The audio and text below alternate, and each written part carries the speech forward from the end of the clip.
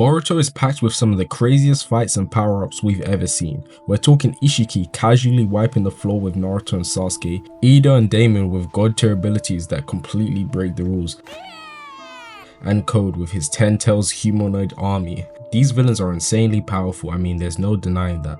But here's the issue. Despite all the strength they have, there's something which just doesn't click. They lack emotional depth, the motivations and the relatability that made Naruto villains legendary. This world shall know pain.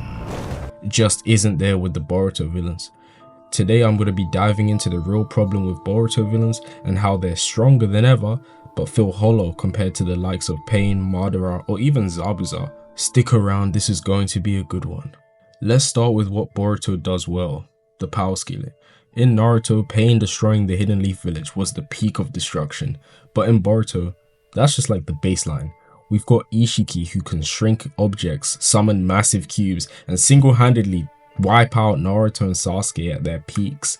Then there's Momoshiki who not only fought all the Kage, but he literally is so salty about losing, he's hijacking Boruto's body till this day.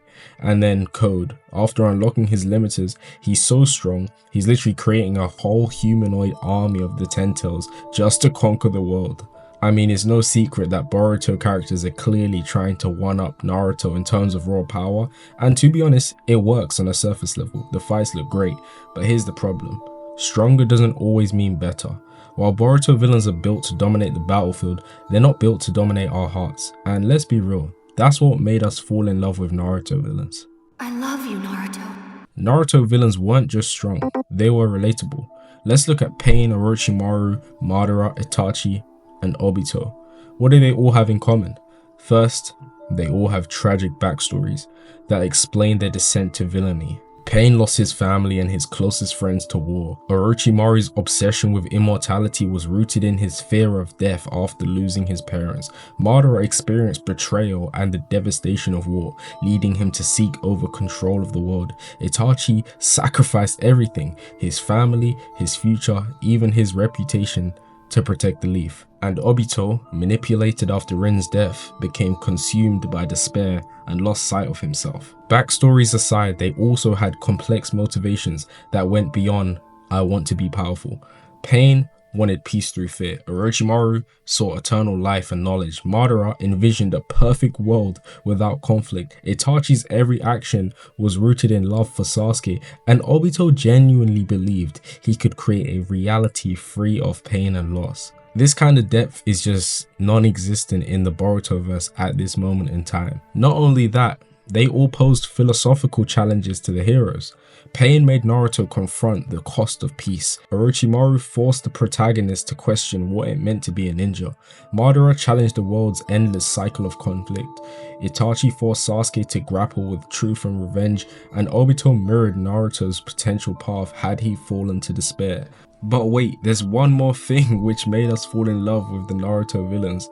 They all had personal, deep connections to the main cast. Pain was literally Jiraiya's student and a potential child of prophecy. Orochimaru was part of the Sannin directly tied to Naruto and Sasuke's mentors. Madara's legacy shaped Konoha and the Uchiha clan. Itachi's love for Sasuke drove their entire dynamic, and Obito was a dark reflection of Kakashi and Naruto. These villains weren't just obstacles, they were emotional, ideological, and personal. That's why they've stuck with us long after the series ended.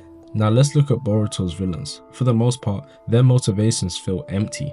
Momoshiki, he's a chakra parasite who wants power and immortality.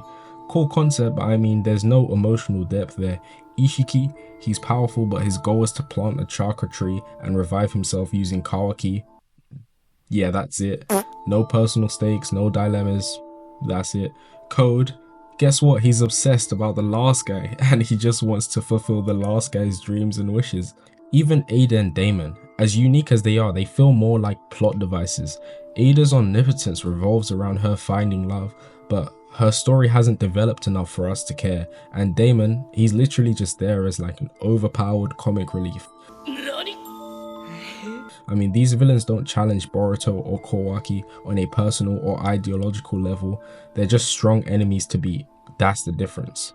Even with the arrival of Jura, all Jura wants to do is learn more and it kind of feels like we're just waiting until he loses the fight. There's no real stakes at hand. It's just like, when will he lose? And this was a question we never asked ourselves when watching Naruto, because we was genuinely invested in the plot. I mean, the heart of the issue is this: relatability. Naruto villains forced him to grow as a person. In Boruto, the villains don't do that. They challenge Boruto's strength, but not his ideals. They lack the philosophical weight that it takes to make a battle truly memorable, and without that emotional connection, well, they're just there. At the end of the day, Boruto villains may be stronger, but Naruto villains had the heart, the depth, and the storytelling that keeps us coming back to their arcs even years later. I will never forget the pain that Yahiko suffered. What do you think? Are Boruto villains missing something, or do you feel like they're just as good in their own way? Let me know in the comments, let's talk about it, and if you enjoyed this video breakdown, don't forget to like and subscribe for more.